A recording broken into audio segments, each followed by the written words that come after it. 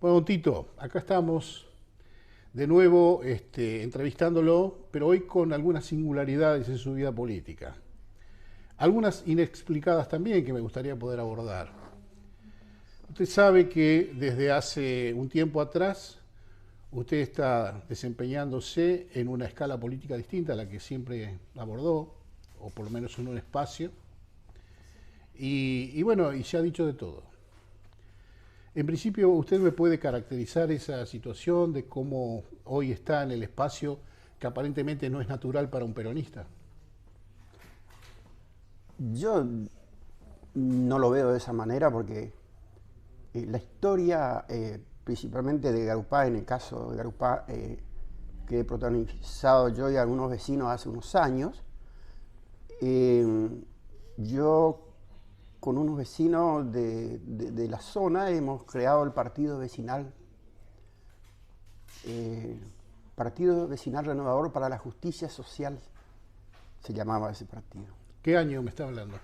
Estoy hablando del año 85, bastantes años, donde participamos en las elecciones y logramos ubicar a un concejal.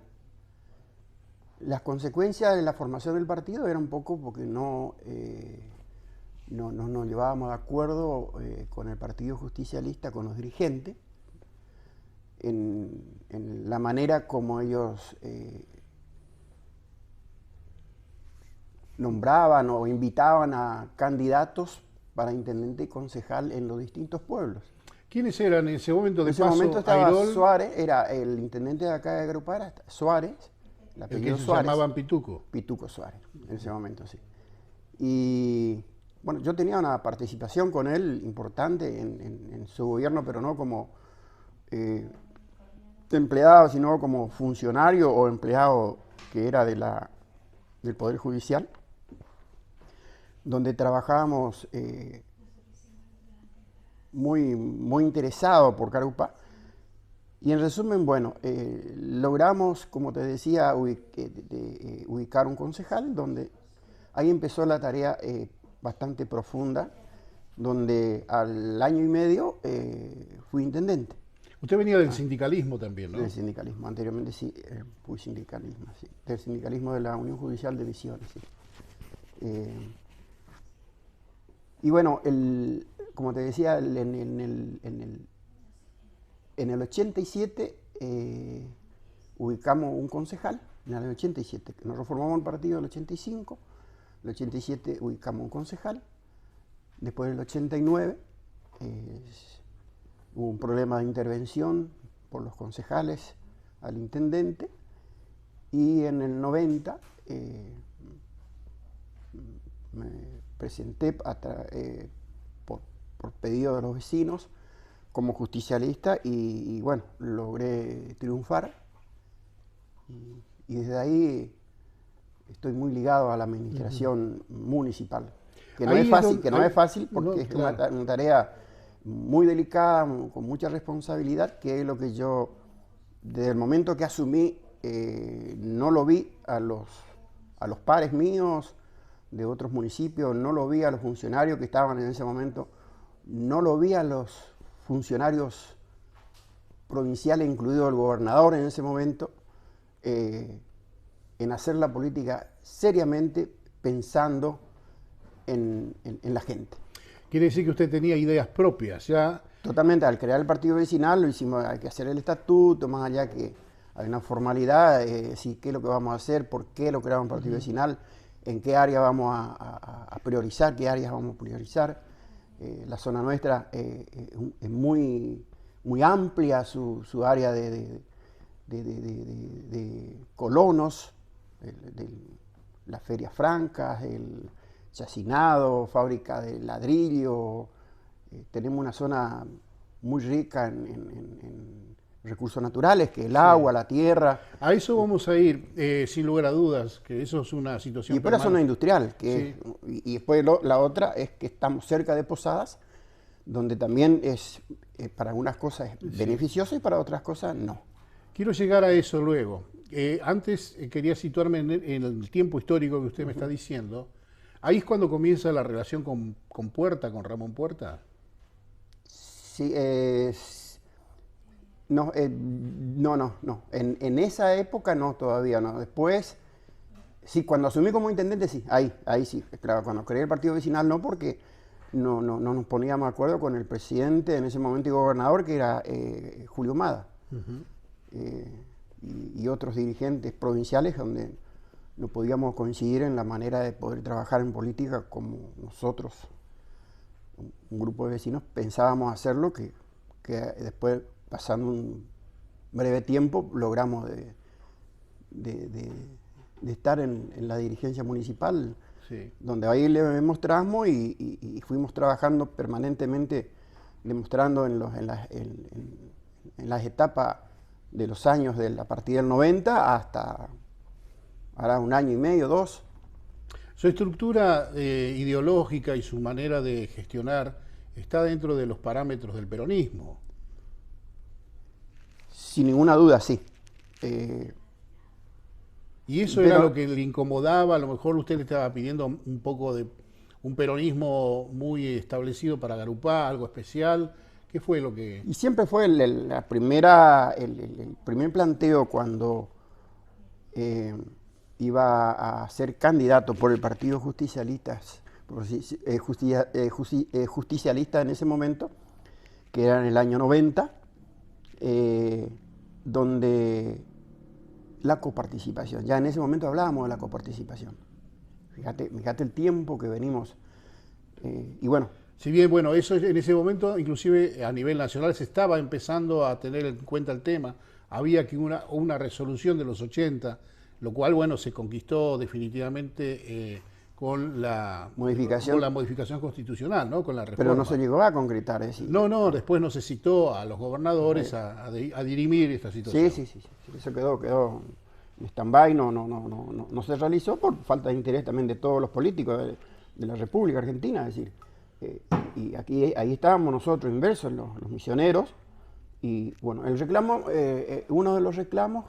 uno de los planteos que le hice al asumir como intendente en el año 90, era justamente una de las cosas, era la coparticipación, que yo lo entendí en ese momento y hasta ahora lo entiendo, que en lo económico, bueno, tenés que manejarlo como corresponde y tener la libertad de crecer planificadamente y no estar dependiendo o pendiente de algún político de turno que te quiera marcar qué es lo que tenés que hacer. ¿Esto lo dice a nivel provincial o nacional? Provincial.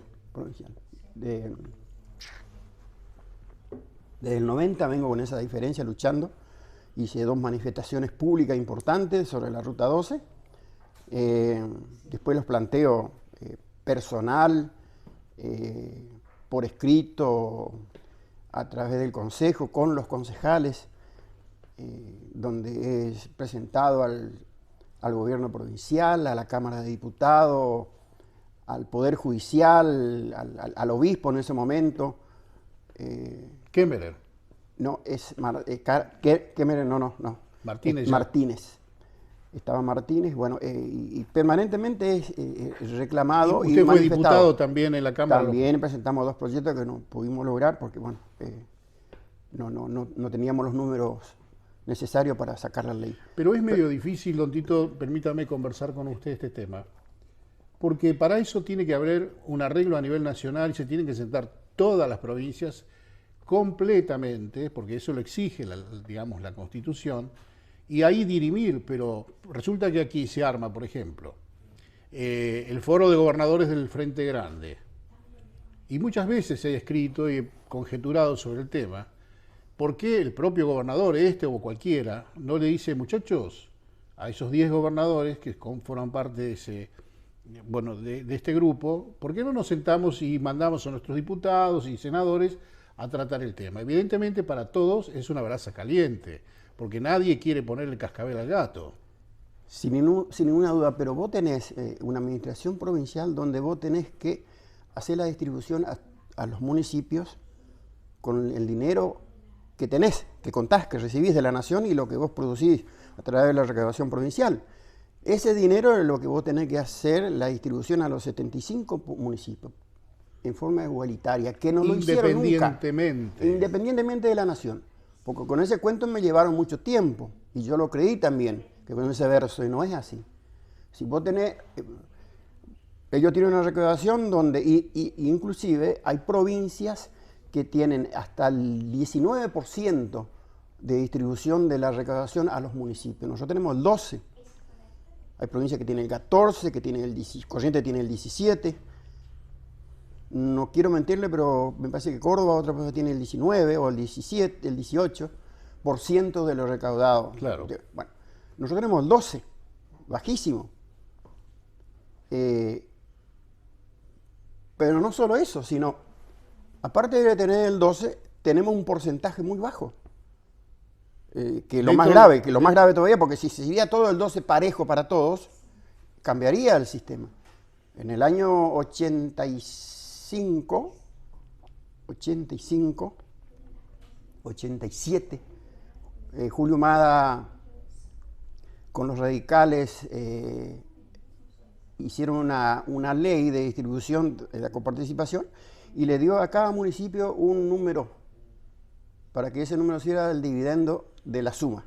Claro, un coeficiente. Sobre coeficiente. ¿Pero eso sobre qué virtud? ¿Sobre la capacidad de la población, por ejemplo? No. No, un número seco. Un número seco.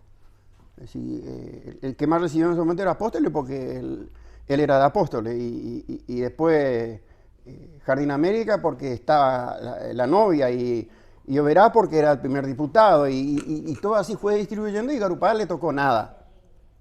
Porque así es el tema, esa es la realidad. Entonces tiene un vicio de origen, entonces. Totalmente. Entonces, con ese argumento ellos siempre me corrían, digamos, o me argumentaban que era difícil la coparticipación. Entonces yo le armé una ley que no era difícil, simplemente que había que destinar, en vez de tener el 12% destinados a los municipios, que sea el 14 o el 15%.